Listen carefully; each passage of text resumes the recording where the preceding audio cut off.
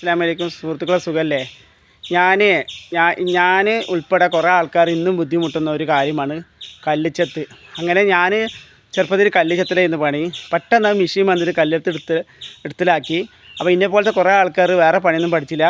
അപ്പോൾ അതിന് ഊരവേദനയായി, ആ വേദന സുഖമില്ലാതായി. അങ്ങനെ കുറേ ആൾക്കാർ പണിക്ക് പോവാതെ പറ്റാതായി. അപ്പോൾ എൻ്റെ ഒരു ആശാനുണ്ട്, കുഞ്ഞിനേട്ടൻ മൂപ്പരാളാണ് എൻ്റെ ഗുരു.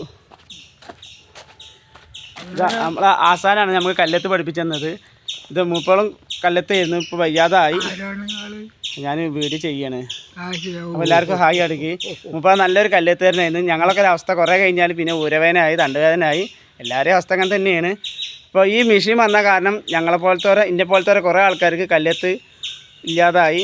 അപ്പോൾ ഞങ്ങൾ അന്ന് വെച്ച് കല്ലത്തന്നെ എന്നും ഉണ്ടാവും വെച്ചിട്ട് വേറെ പണിയൊന്നും പഠിക്കാൻ പറ്റിയില്ല. ഇപ്പോൾ കൂലിപ്പണിക്ക് പോവും. പക്ഷേ ആ കല്ലത്തിൻ്റെ ഒരു നമുക്ക് കിട്ടി. എന്താണ് ഊരവേദന അല്ലേ? കല്ലത്തുള്ള കാരണം ഞങ്ങൾക്ക് കുറേ എല്ലാവർക്കും ഊരവേദന കിട്ടി. അതിപ്പോൾ ഞാൻ പറഞ്ഞ ഒരു കഴിഞ്ഞൊരു വീഡിയോ പറഞ്ഞു, ഞങ്ങൾ തോർത്തുകൊണ്ട് നല്ല മുറുക്കിയാണ്ട് കെട്ടും, എന്നിട്ട് പണിയെടുക്കും.